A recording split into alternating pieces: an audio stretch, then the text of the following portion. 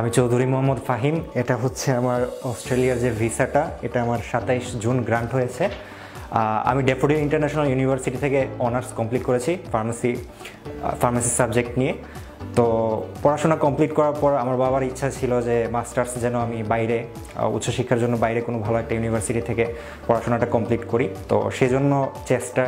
তো সেই সুবাদে ওজিহা কনসালটেন্সির সাথে আমার এক বন্ধুর মাধ্যমে যোগাযোগ হয়। তো এখানে আসার পর আমার বাবাকে নিয়ে আসার পর কথাবার্তা বলা হয়।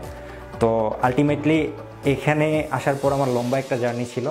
তো আলহামদুলিল্লাহ আমার ভিসাটা যেহেতু চলে আসছে, সো আমার জার্নিটাই আপনাদের সাথে শেয়ার করা। আমাদের ইন্টারন্যাশনাল স্টুডেন্ট যারা বাইরে পড়াশোনা করতে যাই ভালো একটা ডিগ্রির জন্য, তাদের একটা মাথায় কোয়েশ্চেন থাকে যে আমরা অনার্স কমপ্লিট করার পর বা অনার্সের জন্য কোথায় যাব, কিভাবে যাব, কার কাছে যাব, অনেক কনফিউশন, অনেকগুলো কোয়েশ্চেন থাকে যেগুলোর আনসার হয়তো থাকে না আমাদের কাছে।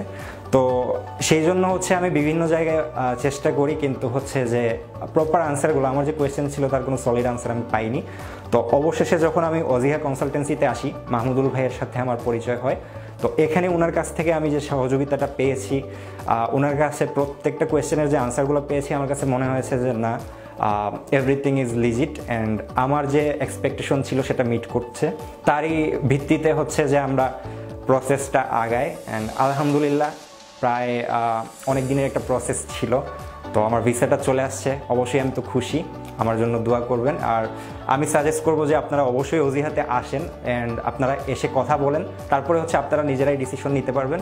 আর যারা হচ্ছে স্টুডেন্ট, যারা প্ল্যান করছে অস্ট্রেলিয়াতে যাবে বা ইউএসএ, কানাডা কান্ট্রিতে, বাইরের কান্ট্রিতে উচ্চশিক্ষার জন্য যাবে, তো আমি সাজেস্ট করবো যে যাদের যত কোয়েশ্চেন আসছে সবগুলো ক্লিয়ার থাকা ভালো।